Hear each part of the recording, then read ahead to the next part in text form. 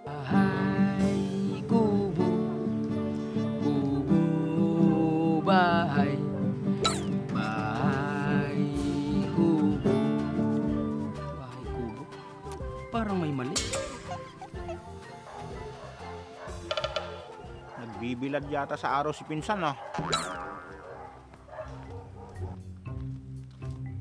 Hoy, Pinsan! Ay, kabayo. Ayang ka na naman eh. Alam mo naman na magugulatin ako eh. Ano bang ginagawa mo dyan? Ang init-init. Oo nga no. Mataas na pala ang araw. Hindi ko na mamalayan. Tara dun oh. Tara.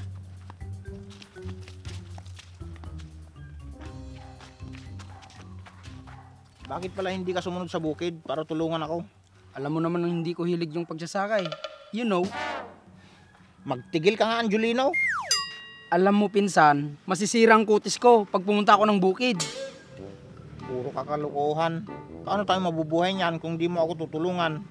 At isa pa, wala nang masisira dyan sa kutis mo. Diskarte mo na yan, insan. Eh, nakapagluto ka na ba? Nasa rep, insan. Ha? Wala naman tayong rep ah. Di walang pagkain. Ikaw talaga, puro kakalukuhan. Nagugutom pa man din ako. Ang mabuti pa, kumain na lang tayo sa grasas kambingan. Bakit? May pera ka bang pambayad? Diskarte lang yang insan. Tara na. Sige, total, gutom na rin ako.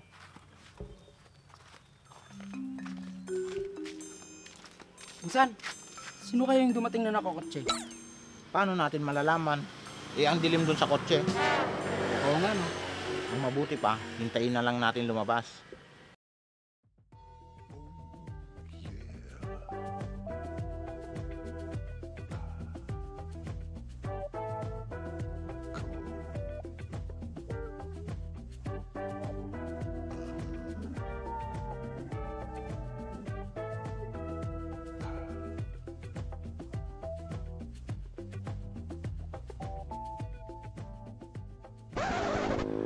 Mahiwagang maligno, mahiwagang maligno, mahiwagang maligno.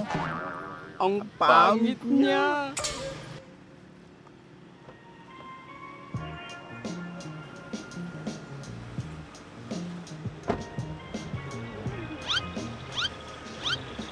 Oh, si Ruby pala yun eh.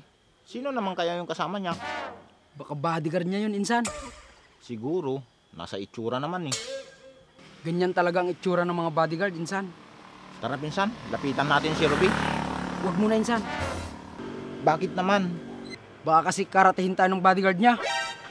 Sige, tara. Kumain na lang tayo. Nagugutom na ako. Sige. Mahiwagang maligno, mahiwagang maligno, mahiwagang maligno. Laki naman ang bahay mo, darling. Siyempre naman, darling. Isa kami sa mga mayaman dito sa amin. Wow. Halika na, pumasok na tayo. Sige.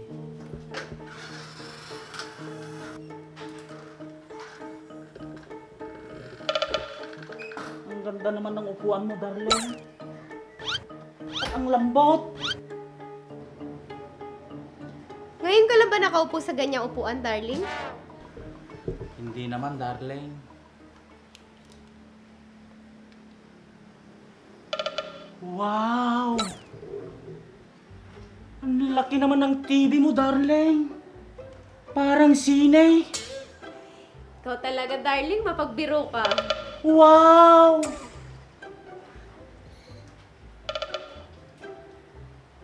Darling, may tindahan ka pala ng alak dito?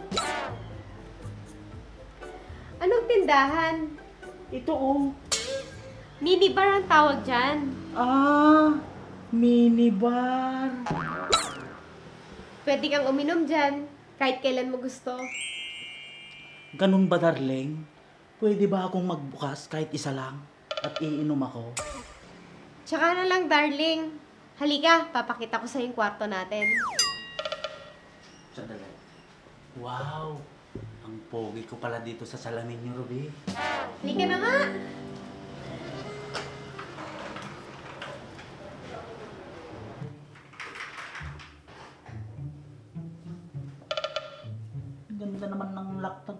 pintuan nyo?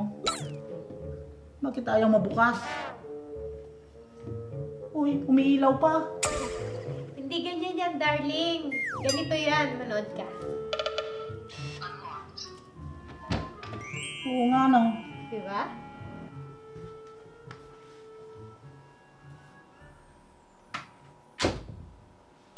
Wow! Aircon! Ang lamig! Wow! Kama! Ang lambot! Ay! Ang sarap humiga! Tumayo ka nga dyan, darling. Ikaw talaga. Ang swerte ko talaga sa'yo, darling. Ang yaman-yaman mo. Di ba mayaman ka din, darling? Eh di, swerte din ako sa'yo. Oo, darling. Mayaman din ako. Tara na nga muna sa labas para magpahangin. Sige, darling. At iinom ako sa tindahan ng alak mo. Mini bar yun, darling. Ay, oo nga pala. Tara na nga. Sige na nga.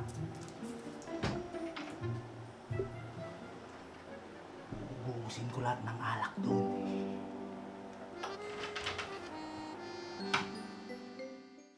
San? Nabusog ako.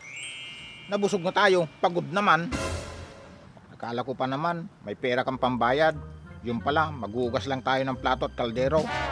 Di ba sinabi ko naman sa'yo, pinsan? Diskarte lang yan. Ang dami mong alam. Okay lang yon. Nakakain naman tayo. Umuwi na nga tayo.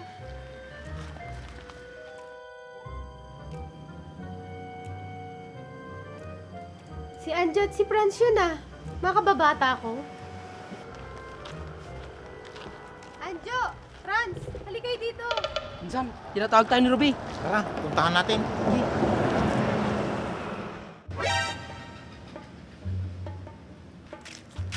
Teka, pinsan. Parang galit yung bodyguard ni Ruby.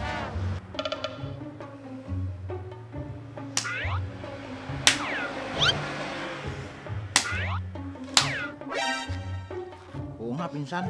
Huwag na tayong lumapit. Oo nga.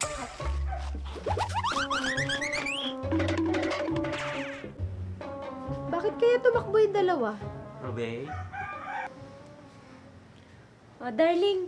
Nandyan ka pala. Darling, sino yung dalawang yon? Ah, si Angelino at si Francisco. Makababata ko. Tara ulit sa loob ng kwarto. Malamig dun eh. Nag-iinit kasi ako dito sa labas. Ikaw talaga. Tara na nga! Tara na.